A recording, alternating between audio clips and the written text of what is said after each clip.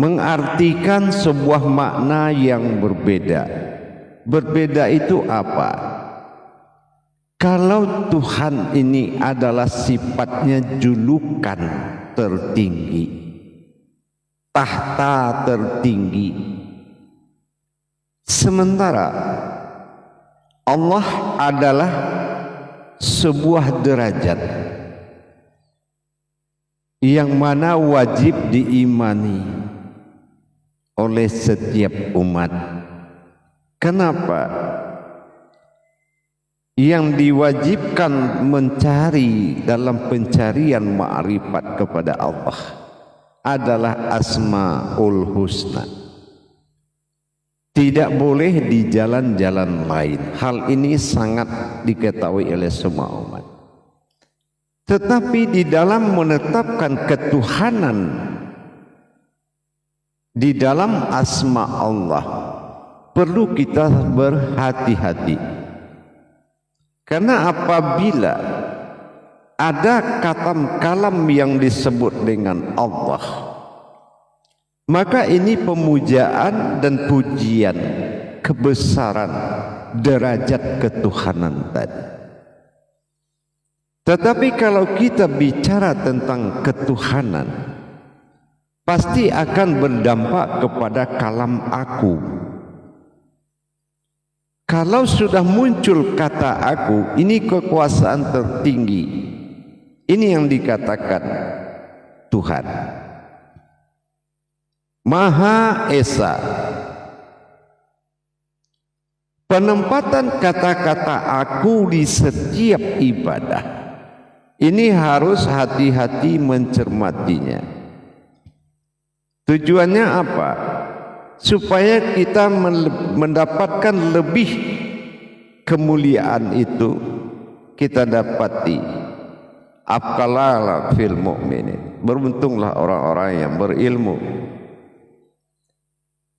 Penyebutan kata aku di dalam kalam Allah ini membuat dua versi. Ada kata aku yang berderajat kepada ketuhanan yang bernama Allah. Aku Allah. Tetapi di dalam memberikan sesuatu pengkabulan, memberikan suatu janji, memberikan suatu perintah, ini lebih dominan kepada kata aku. Kata aku di sini adalah kewujudannya sendiri. Ini dinamakan ke aku. Kenapa? Qudsi Allah telah mengatakan, aku ingin menjadi Tuhan dan aku ingin dipanggil dengan nama Allah. Ini hal ini kesadaran kita di dalam melaksanakan ayat, mempergunakan mata hati, mata batin menuju singgasana ketuhanan. Artinya kita telah menuju keakuannya. Kehidupan yang dijadikan sebagai saksi nyata adanya Allah pada zahir, adanya Allah pada batin. Inilah disebut hayat. Hayat inilah yang disebut dengan insan, yaitu masa keumatannya. Sekarang kita percontohkan masa keumatan, masa hidup dan masa ada. Ini tidak bisa dipisahkan. Inilah kalau kita tinjau dari sisi Tuhan, kata-kata Tuhan. Masa ada, masa sifat dan masa hidup, ini tidak bisa dipisahkan. Laksana seperti kita duduk di depan sebuah hidangan makanan. Duluan mana kita ingin makan daripada mengambil nasi menyuap? Pasti kita ingin lebih duluan ingin. Yang berkeinginan dengan yang melaksanakan serta derajat yang makan. Ini satu kesatuan. Kalau kita tidak bisa memisah-misahkan hal begini, kita akan berprasangka Tuhan itu di mana, kita di mana. Ini namanya muqarrabunnya tidak ada.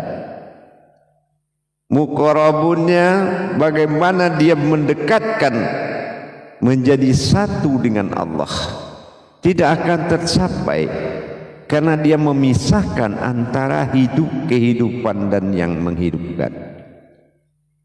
Padahal itu satu kesatuan.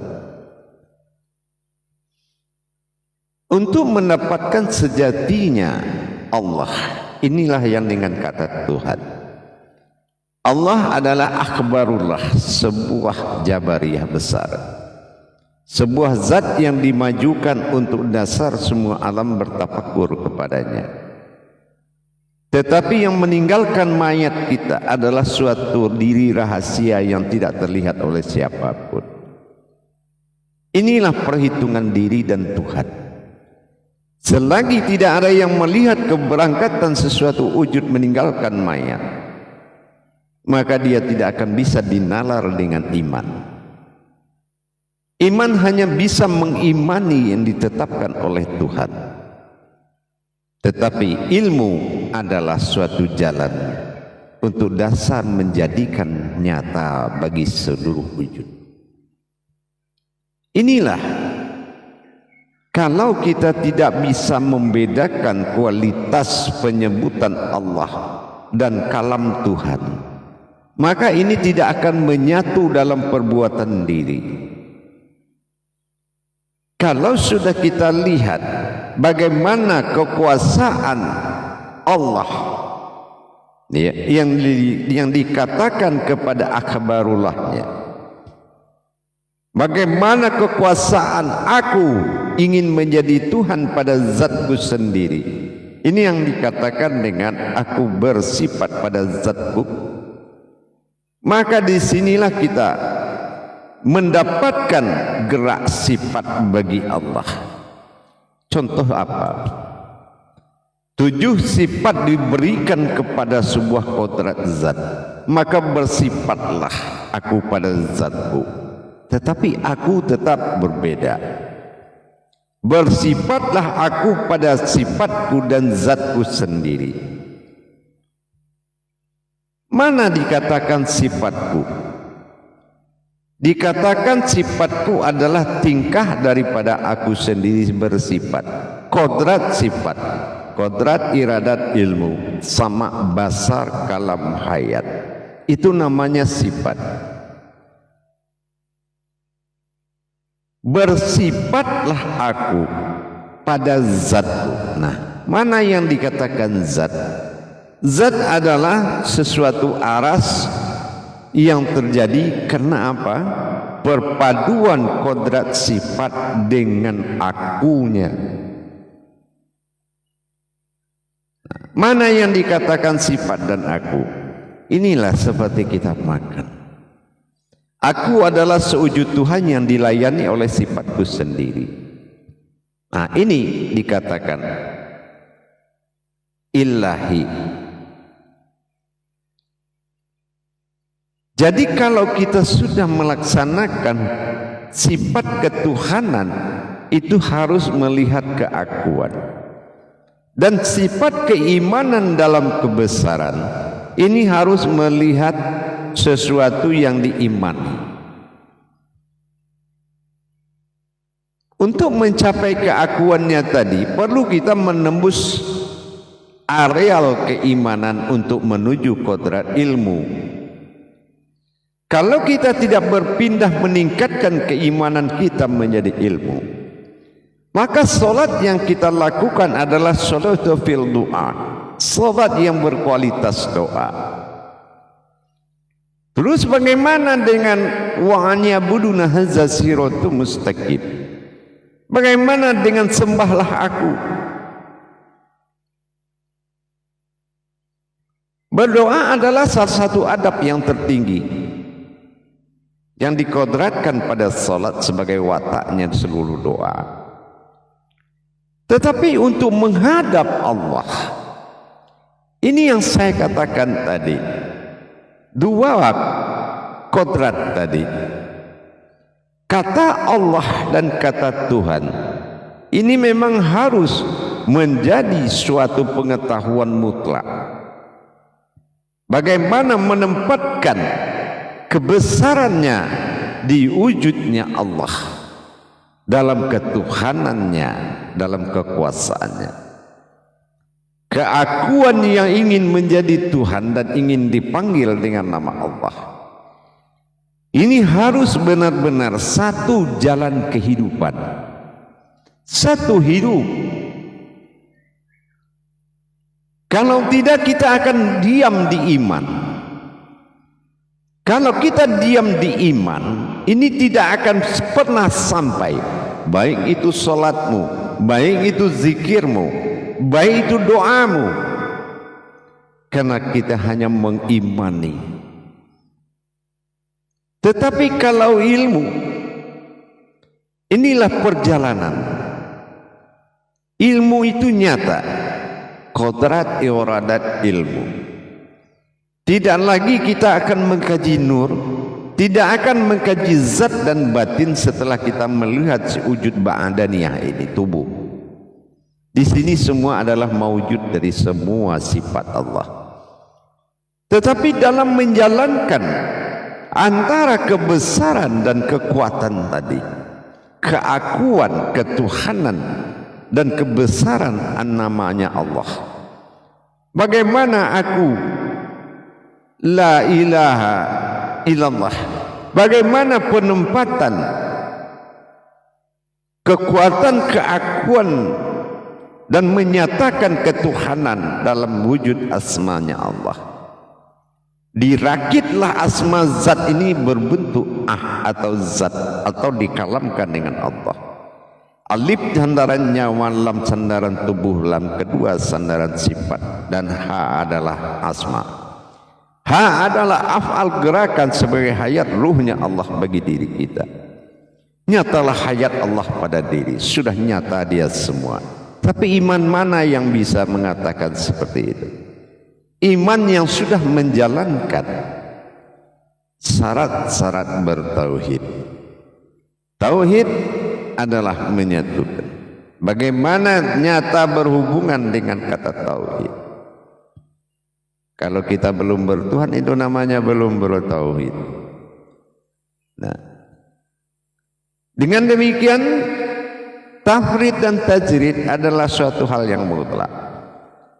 Tauhid, tafrid dan tajrid nyata berhubungan, sudah ada nyata kenyataannya. Tafrid merasakan dan tajrid mengalami. Maka ini yang dikatakan menikmati. Tapi kalau kita masih memisahkan antara kodrat Allah, Tuhan, dan aku, Tuhan, Allah, titik tiga pada shin. Ini kalau masih berpisah dalam satu hayat, pencapaian singgasana ketuhanan seseorang akan lebih jauh, bahkan mungkin akan tenggelam dalam amaliyah yang tak mampu akan mencapai ibadah.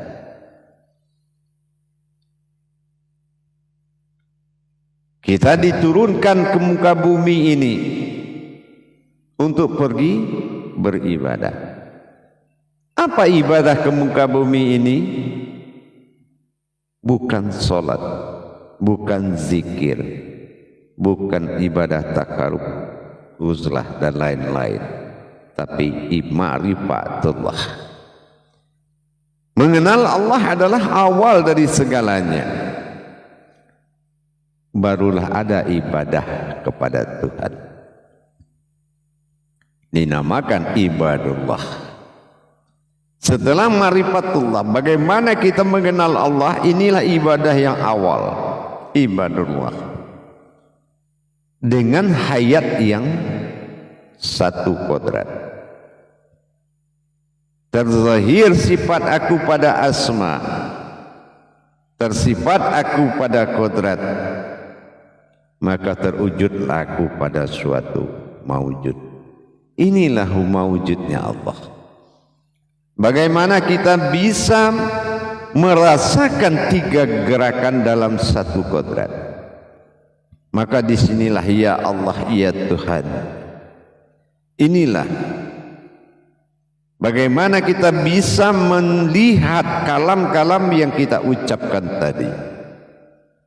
Kodrat kemanusiaan adalah bersifat Allah disebut dengan Ta'ala.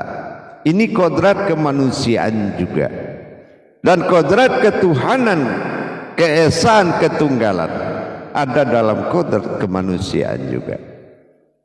Berpadunya dua kodrat antara ilah dengan Ta'ala. Ini yang dikatakan dengan Allah dan Tuhan. Wujud sifat Tuhan pada rahasia, pada nyawa. Wujud sifat Allah pada batin markubah yang dikatakan Baitullah. Inilah yang dikatakan jadi pun. Sebelum kita menikmati seperti ini, satu hayat dalam tiga kodrat. Artinya hayat Allah adalah insan, kodrat Allah adalah ihsan, dan wujud Allah adalah Tuhan. Ini yang harus benar-benar menjadi tuntunan pandangan dimanapun berada. Inilah yang harus dituntun oleh pandangan. Sesungguhnya aku memandang diriku sendiri. Inilah imanullah. Ini yang dikatakan beriman kepada Allah. Tapi kalau kita melaksanakan perintahnya, itu namanya beramal kepada Allah. Nah, dengan demikian kita boleh memilih. Setelah menyatunya suatu hayat antara Allah Tuhan dan aku, menyatu dalam pandangan satu jalan. Disinilah kita menikmati. Inilah jalan untuk menikmati, sehingga diri yang dinyatakan insan dan diri yang dirahasiakan ihsan, ini adalah diri sifat, atau dikatakan dengan diri al-haqqullah, itu diri ihsan. Sementara insan adalah diri hayat, dan aku adalah Tuhan yang ingin dipanggil dengan nama Allah. Ini kehidupan hayat, hayyun, qayyum. Bagaimana kita menikmati satunya hidup itu di dalam melaksanakan kehidupan. Ini keindahan yang luar biasa. Tidak perlu lagi kita fasik. Oh, yang dikatakan Tuhan tidak begini, dikatakan Allah tidak begini. Itu bukan begitu. Dulu kamu pernah jadi bayi, kamu pernah jadi dewasa, setelah ini kamu jadi seorang bapak, ibu, dan akhirnya kamu menjadi nenek, kakek. Apakah diganti tubuhmu? Anak-anak tubuhnya ini, dewasa tubuhnya ini, tua tubuhnya ini. Tidak. Itu juga. Begitu juga dengan masa keumatan. Masa keumatan Tuhan disebut Ta'ala. Masa ketuhanan Tuhan disebut dengan Tuhan, ilah. Ini yang dikatakan lillahi ta'ala, Tuhan dan umat dalam kodrat yang sama. Nah, disinilah kita benar-benar meningkatkan iman. Bagaimana imanullah, beriman kepada Allah dengan mengetahui adanya Tuhan, beriman kepada Tuhan dengan sadaran tingkat keakuannya. Jadi menjalankan jalan-jalan ma'rifatullah itu tidak harus memahami banyak, tetapi mengkerucut kepada tauhidun, semakin menjadi satu. Di tauhidin Muhammad Allah, litauhudun Muhammadun wallahudun.